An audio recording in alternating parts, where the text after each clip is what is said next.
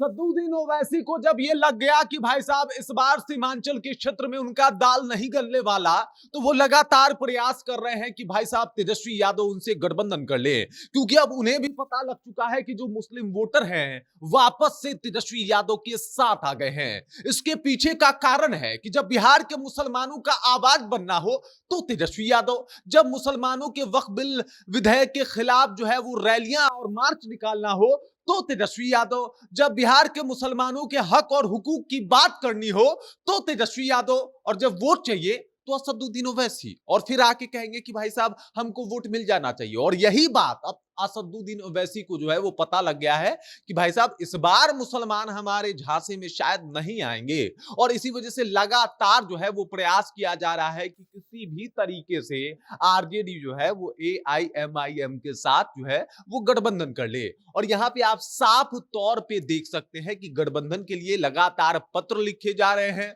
प्रयास किया जा रहा है, कोशिश किया जा रहा है कि किसी भी तरीके से आरजेडी वालों का एक फोन कॉल आ जाए, लालू यादव ऑफिस बुला ले और कह दे कि भाई साहब हम गठबंधन करने को तैयार हैं। देख लीजिए ये जो अख्तरुल ईमान, जो कि आपको बता दूं कि यहाँ पे बिहार में एआईएमआईएम के सर्वे सर्वा हैं, उन्होंने बाकायदा एक लेटर जारी किया था। उन्होंने एआईएम पार्टी को महागठबंधन में शामिल करने के संबंध में जो है ये पूरा जो इन्होंने देख लीजिए पूरा माहौल बनाया था, लेटर लिखा था। और ये लेटर लिखा था किसको? आरजेडी को लिखा था। लेकिन तमाम प्रयासों के बाद भी जब इनको लग गया कि भाई साहब ये पूरा नहीं हो रहा है, तो इन्होंने यानी असदुद्दीन ओवैसी ने बाकायदा, आपको बता दूं कि मेन स्ट्रीम मीडिया में जाके, नेशनल मीडिया में जाके उन्होंने कहा कि ये हमारे विधायक जी जो है वो बात कर रहे हैं अख्तरुल ईमान, लेकिन उसके बाद भी जो है उनके नेता मानने को तैयार नहीं है। लेकिन हमारा फिर भी प्रयास है कि हम लोग गठबंधन कर लें।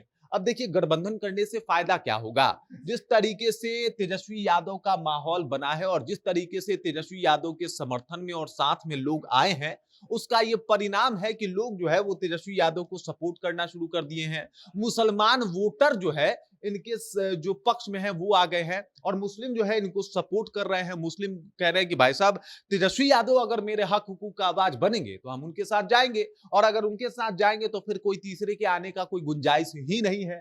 अब मामला 18% वोट का है।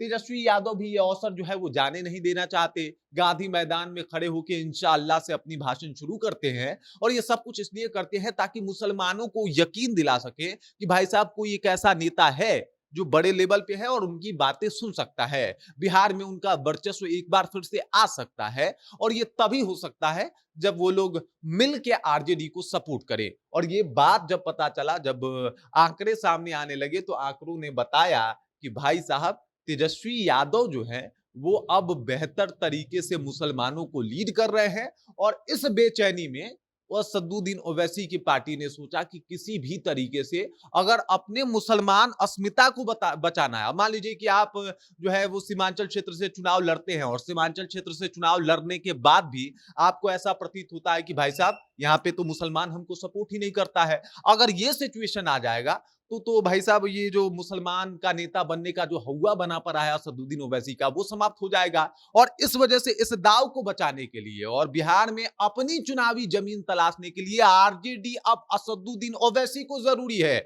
नहीं तो आप इनको पता ही है कि इससे पहले 5 विधायक जीते थे, 4 आरजेडी में चले गए। भाई अपने विधायकों को ये ठीक से रोक नहीं पाए, रख नहीं पाए, और उसके बाद अब पता लोगों को भी चल गया कि भाई साहब ये अपने विधायक भी नहीं संभाल पाते, और 5 सीटों से ये बिहार भी नहीं संभाल पाएंगे। तो अगर ऐसा बात है तो इनको क्यों वोट दे के अपना वोट व्यय किया जाए। और इस वजह से अब तमाम जो मुस्लिम लीडर हैं और मुस्लिम नेता हैं वो सब लोग असदुद्दीन ओवैसी नहीं बल्कि आरजेडी के साथ है और आरजेडी को सपोर्ट कर रहे हैं। और इस बात को मद्देनजर रखते हुए असदुद्दीन ओवैसी ने सोचा कि कुछ ऐसा हो जाए कि मेरे को भी बिहार में एक स्थिर जगह मिल जाए, और ये तभी हो सकता है जब महागठबंधन उनको अपना सकता है। इसलिए तमाम तामझाम जो है वो असदुद्दीन ओवैसी के द्वारा किया जा रहा है, इनके विधायकों के द्वारा किया जा रहा है, और पुरजोर तरीके से कोशिश की जा रही है कि तेजस्वी जी एक बार एक्सेप्ट कर लीजिए ना। लेकिन तेजस्वी जी कह रहे हैं कि ना ना, वोट तो हमारा है, ये है, काहे करेंगे तुमको। बाकी इस खबर, इस जानकारी को लेकर आप क्या सोचते हैं, आपके जहन में क्या कुछ चल रहा है, कमेंट कीजिए और अपना विचार हम तक पहुंचा दीजिए।